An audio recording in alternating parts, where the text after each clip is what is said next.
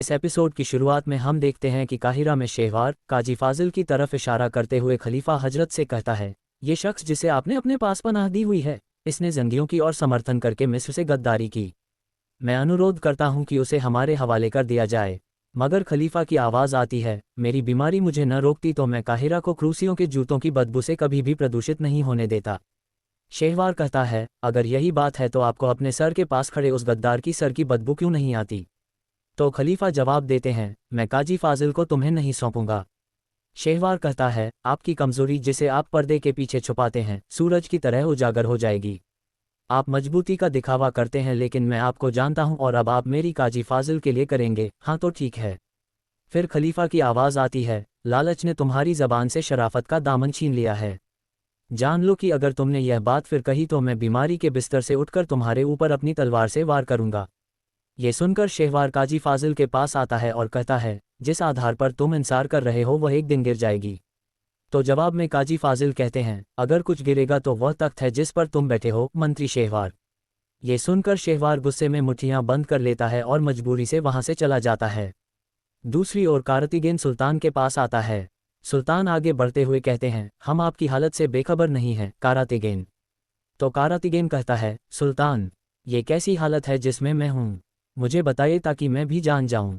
ईश्वर उस बच्चे को सलामत रखे जो मेरी बहन के कारण आपके घर आया है और उसका नाम राहतबाजों के साथ लिखा जाए। सुल्तान कहते हैं, आमीन। क्या वजह है कि आप हमें मुबारकबाद देने के लिए नहीं आए?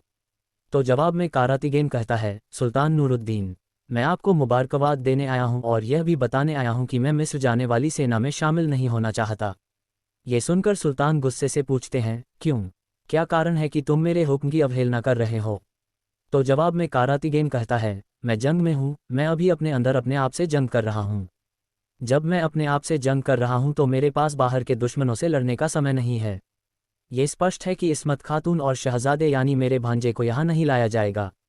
मैं स्वयं उन्हें देखने जाऊँगा। मैं यह आपको बताने आया हूँ। ये कहते ही वह जाने लगता है तो सुल्तान उसे रोककर कहते हैं, वे तुम्हें रवानी के समय बताएंगे। जिन मुसाफिरों के साथ साझा दुआ और साझा खून है उस सफ़र की मंजिल मिस्र है।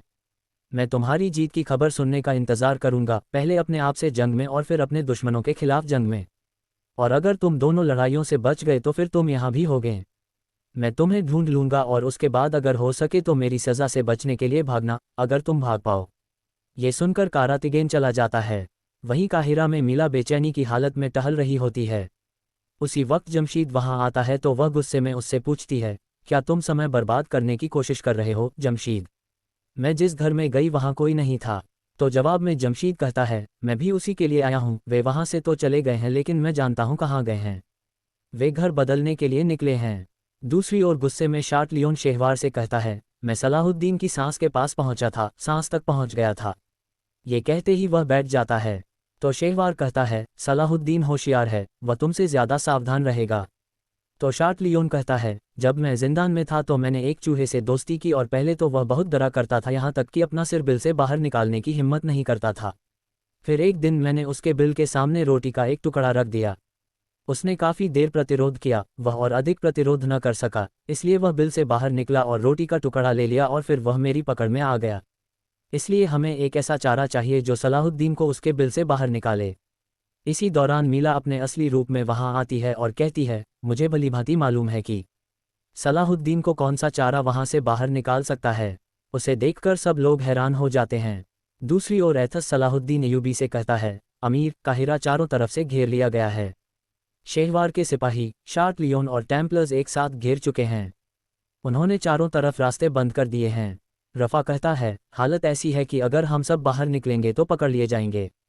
सलाहुद्दीन अयूबी कहते हैं, रफ़ा, इस बार नहीं, हमारा रब हमें यकीनन बाहर निकलने का रास्ता दिखाएगा। ये सुनकर बैलियन चुप रहता है। वहीं शहवार मीला से पूछता है, हमीरा खातून, ये कैसी स्थिति है? मीला कहती है, वज़ीर साहब, मुझे अपना परिचय देने की इजाज़त दें। मैं कार्क की काउंट मीला हूँ। ये सुनते ही शाट लियोन को वह लम्हा याद आता है जब लॉर्ड गाय ने उसे मीला से शादी की पेशकश की थी। ये सोचकर वह अचानक खड़ा हो जाता है। जौहर पूछता है, अच्छा तो खुशबू के ताजिर हमीरा खातून कहाँ गईं? मीला कहती है, हमारा दुश्मन एक है, हम सब सलाहुद्दीन को चाहते हैं। हमीरा खातून सलाहुद्दीन को मारने के लिए उस कपड़े से खुश नहीं थी जो मैंने पहना हुआ है, लेकिन अब मुझे उस कपड़े की ज़रूरत नहीं रही। शार्ट लियोन कहता है, काउंट मीला, मुझे अपना परिचय देने की इजाज़त दें। ये कहकर वह उसके हाथ को चूमता है और कहता है, आपकी खूबसूरती की शोहरत सुनी थी, मुझे लगा वे सब झूठ बोल रहे हैं, लेकिन आपको देखकर पता चला कि उन्होंने कम ही बयान किया था। क्योंकि हमारा दुश्मन एक ही है, इसलिए हम दोस्त हैं। मीला कहती है, सलाहुद्दीन को वहां से निकालने के लिए सिर्फ एक व्यक्ति है और वह है शमसा। ये सुनकर शार्ट लियोन पूछता है, फिर मुझे ये शमसा कहाँ मिलेगी? मीला कहती है, मैं आपको बताऊंगी, लेकिन एक शर्त है, जब आप सलाहुद्दीन को पकड़ेंगे तो उसे मारे बिना मेरे पास लाएंगे। मैं उसे मारूंगी। दूसरी ओर लाड़गाय गेहूं लेकर कुद्स पहुंचता है। लोग खुशी से नारे लगाते हैं, लाड़गाय जिंदाबाद। वह दृश्य देखकर लाड़गाय बहुत खुश होता है। फिर हम देखते हैं कि रेगिस्तान में कारातिगिन अल्बीस और सैनिकों के साथ आगे बढ़ रहा है। अल्बीस कहता है, हजूर, हम कहाँ जा रहे हैं? हलब जा रहे हैं या काहिरा की जंग में? मेरा विचार है कि हमें मिस्र जाना चाहिए, वहाँ माल और गनीमत भी बहुत होगा। कारातिगिन रुककर कहता है, अल्बीस, क्या मैं जिंदा हूँ या मरा हूँ? अल्बीस जवाब देता है, हजूर, मैंने आपको कई बार जिंदा देखा है लेकिन कभी मरते नहीं देखा। कारातिगिन खुश होकर कहता है, आने वाला मेरा आँख का तारा है। दूसरी ओर शमसा लैला और गुलजार के साथ मौजूद होती है। दरवाजे पर दस्तक होती है। शमसा कहती है, रोटी आ गई। जैसे ही दरवाज़ा खोलती है तो बाहर शार्ट लियोन खड़ा होता है।